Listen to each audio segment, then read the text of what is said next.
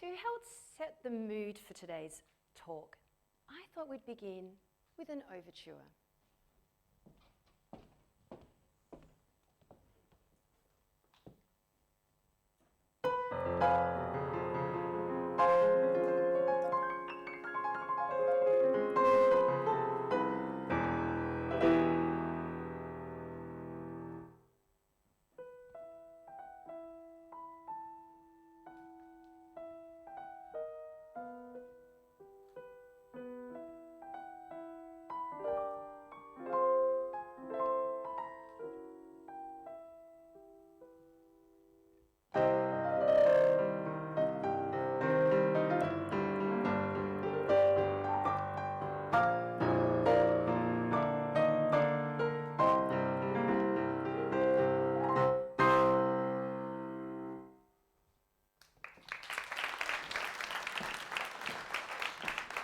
Thank you.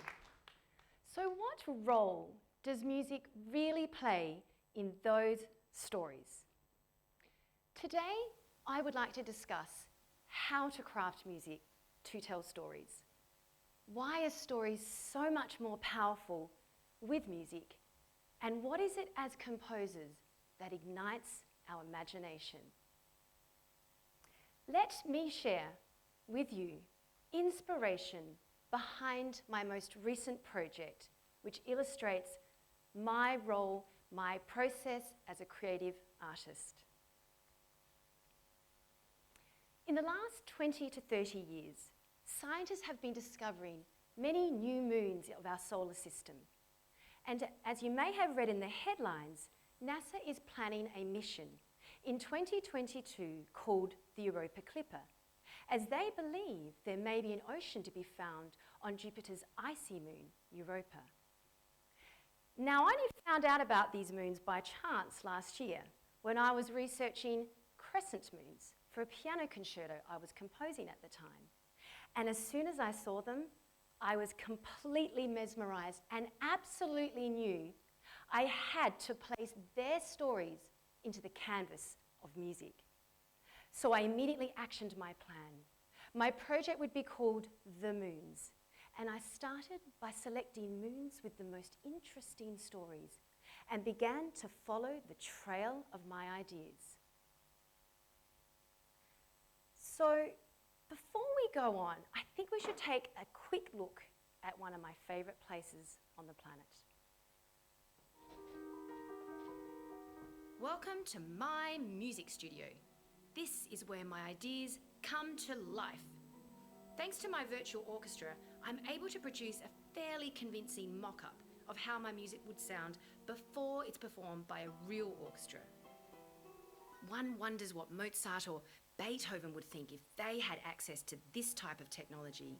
For me, this is my musical treasure trove, and with a cat and a cup of tea, I continuously explore endless combinations of sounds until the musical gems are ready to reveal themselves.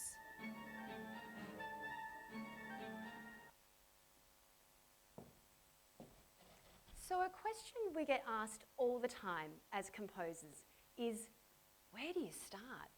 Where on earth do you start? Personally, I have developed a very strategic approach to this question, and I literally will not write a scrap of music until I am fully immersed in a story, to allow my thoughts to germinate silently within. And I refer to this phase as my incubation period. It's research time. I knew I wanted to consult with a specialist, and there was one particular scientist I kept coming across. So I decided to contact him to see if he'd be willing to speak with me. He replied and agreed to talk. So from my music studios in Dubai all the way to Los Angeles, it appeared my research took me directly to NASA. Allow me to introduce Dr. Robert Pappalardo, lead scientist and spokesperson for the EUROPA Clipper mission, whose job it is also to report regularly to Congress. We scheduled a time to talk and we discussed the certain characteristics of these moons. The conversation was lively and diverse. I described how I was using pizzicato strings with glissando on harp to emulate ice particles and water. He described how they were using magnetometers that gave precise measurements of induced magnetic fields. So there we were, music and science with a mission in mind, to tell the world about these moons. So why don't we climb aboard Jupiter Airlines and go and visit its icy moon, Europa. But bear in mind, it will take 9 years to get there. Now, scientists only think there's an ocean beneath Europa, because what is also guarding this secret is a 20-kilometre ice crust. Europa is the most likely place to find life in our solar system today, because we think there's a liquid water ocean beneath its surface. Now we know that on Earth, everywhere that there's water, we find life. Now let's explore why stories are more powerful with music. But first, I'd like to take a moment for you to gaze at the surface of Europa, to see what stories speak to you. Because this is how I describe this scene through music. Flutes enter, clear and crisp, reflecting the icy land. Harp accompanies in soft, fluid tone, reminding us of the possibility of water here. Oboes and strings in conversation, whispering about the legend of an ocean below.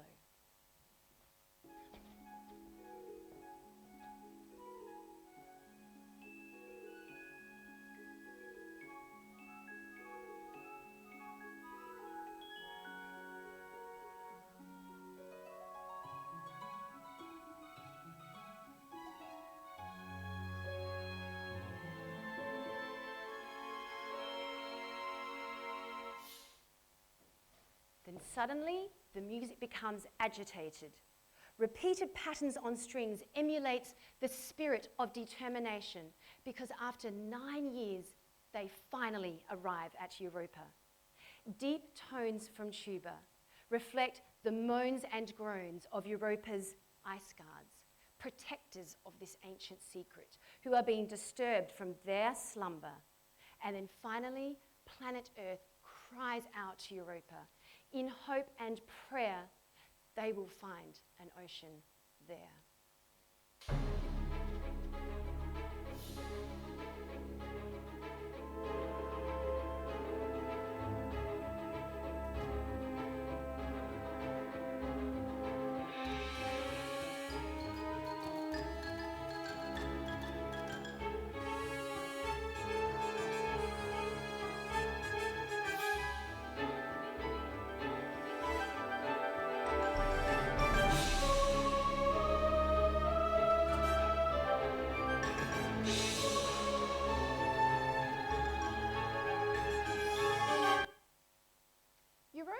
Some other thrills scientists are keen to explore. Europa might be erupting plumes of water high into space. If that's true, then we could fly through those plumes with a spacecraft and literally taste it to understand the composition of Europa's interior. So these plumes had to be part of Europa's musical story.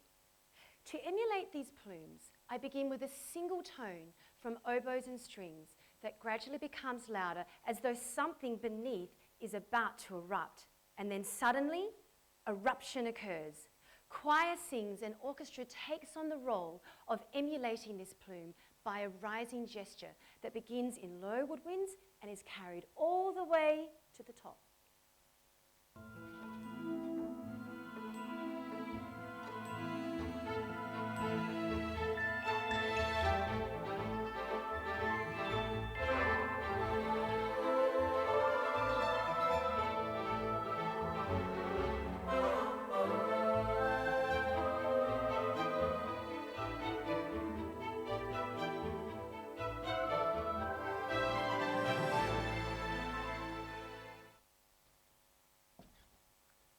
climatic moment of this movement, planet Earth and Europa's ice guards are in dialogue. What you're about to hear next is music full of conflict. There is clashing and tension everywhere. Planet Earth pleads to Europa, desperate to find this mysterious ocean. However, Europa's ice guards remain reluctant to reveal their secret.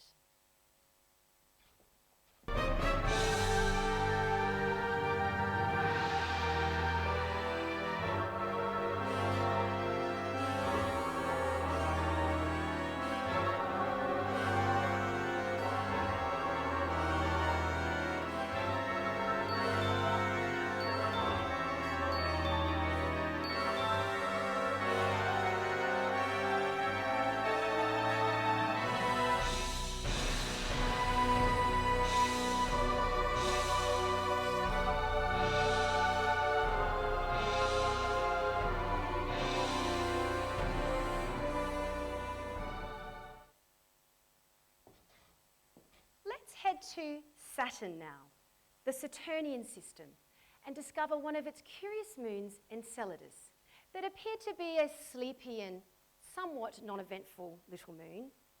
But that was before the Cassini spacecraft happened to take a photo that was perfectly backlit by the sun to reveal the most astonishing sight for the scientists, because they could not believe what they were seeing. Massive activity gushing from the South Pole, emitting what appeared to be gigantic-sized geysers, shooting particles tens of thousands of kilometres into space. I so much wanted to convey the emotion the scientists must have felt when they first laid eyes on all this unexpected activity. So here was my plan. Strings play a simple melody that builds to a climax and is joined by brass and percussion to punctuate that very moment Enceladus became backlit by the sun to reveal the geysers in all their glory. And then suddenly, the music ends without resolution to signal the question marks this scene had now left for the scientists to try and figure out.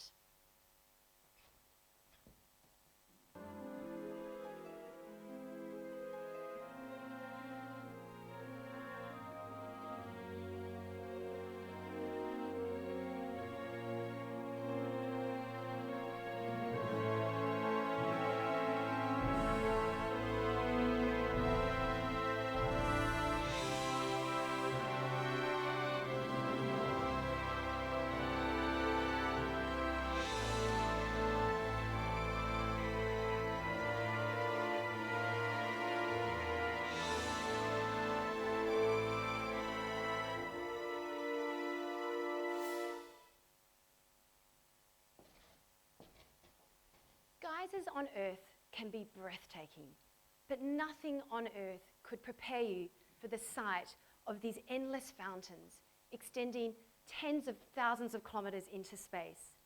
To see one of these geysers would be amazing, but to see rows and rows and rows of them would be such an epic experience. And so too, the orchestra takes on this level of intensity by moving higher in sound to mirror the height of the geysers, all accompanied by choir singing ever so sweetly, reflecting the heavenly sight of these misty fountains.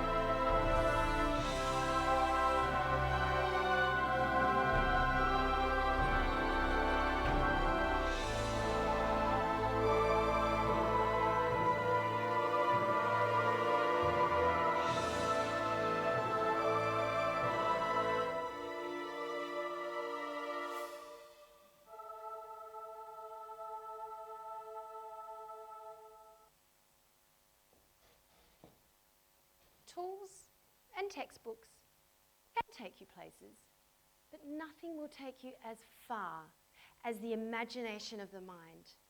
And while the journey of the EUROPA Clipper mission of 9 years may seem long, those moons can rest assured I shall place their stories in symphony and song. Why? Because music and moons, imagination and science, that is my kind of storytelling for its powerful alliance. Thank you.